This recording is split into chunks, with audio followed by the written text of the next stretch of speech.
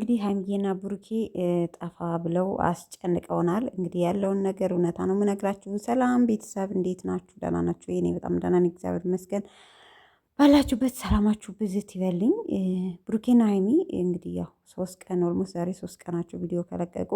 ብሩኬ እንኳን በዳኒ ቤት መጥቶ ነበር። ሀይሚዬ ጠፍታለች። ቲክቶክ ላይ ትናንትና ፖስት አድርጋ ነበረ። ያለውን ግጭት እናውቃለን። ቤተሰብ የምታስቡ የምትጨነቁ ልጆች ዝሮ ሰላም ናቸው፣ ምንም ችግር እና ብዙ ልጆች ቲክቶክ ላይ እንደዚህ ዩቲዩብ ላይ ኮሜንት ላይ ብዙ ቦታ ላይ ያለው እና ብዙ ልጆች የሚያለቅሷሉ። እውነት ለመናገር እንደዚህማ የዚህን ያህል የዋሃን ሆን ቤተሰብ ማለት ተመልካች አንዳንዴ በቃ ከሌላ ነገር አንድ ነገር ስናይ እኮ አይ ይሄ ነገር ደግሞ እንደባለፈው ይሆናል ብለን መገመት አለብን።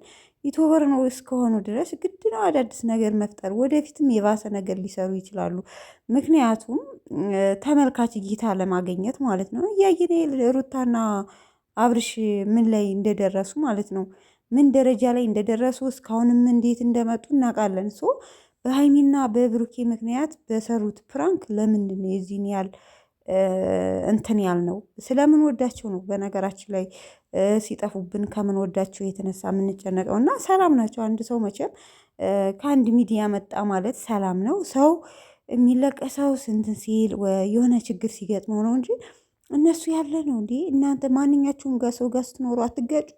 ሰው እኮ ይጋጫል። እንኳን ይሄ ሆን ተብሎ ፕራንክ እየተሰራ ነው፣ ሆን ተብሎ ማለት ነው እይታ ለማግኘት ሲባል እና በህይወታችሁ ስትኖሩም ከሰው ጋር በጣም ትጋጨላችሁ፣ ብዙ ነገር ትደረጋላችሁ እና ይሄ በጣም ሲምፕል ነገር ነው። ቤተሰብ ብሩኬም ተናግሯል። በነገራችን ላይ እኔ ላይ ለምን እንደገነነ አላቅም። ማንም ዩቱበር የሚያደርገው ነገር ነው። እኛ ላይ ለምን ይሄን ያህል ገነነ? ተመልካች ለምን እኔ ላይ ፈር እና ቤተሰብ ለማንኛውም ዛሬ ምሽት በሀይሚ ዩቲዩብ እንጠብቃቸዋለን። እንደሚመጡ እርግጠኛ ነኝ ማለት ነው። ለምታስቡ ለምትጨነቁ ልጆች አታስቡ። ይህን ያህል ማሰብ መጨነቅ አያስፈልግም ለማለት ትፈልጋለሁ። ሁላቸውም በነገራችን ላይ በጣም ስለምንወዳቸው ከሚያቀርቡልን ነገር አንጻር ነው።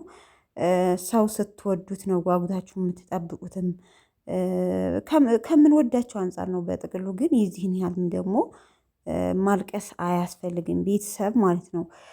እና ለማንኛውም ቤተሰቦቼ ያው እንዳልኳችሁ ምሽት በሀይሚ ዩቲዩብ ምንም ጥርጥር የለውም ይለቃሉ። እንጠብቃቸዋለን እስከ 1 ሰዓት ባለው ማለት ነው። እስከዛ ድረስ ቤተሰቦቼ ባላችሁበት ሰላማችሁ ብዝት ይበልልኝ። ቪዲዮን ላይክ ማድረጋችሁን አትርሱ ማለት ነው። እወዳቸዋለሁ። ምሽት እንገናኝ። ባይ ባይ።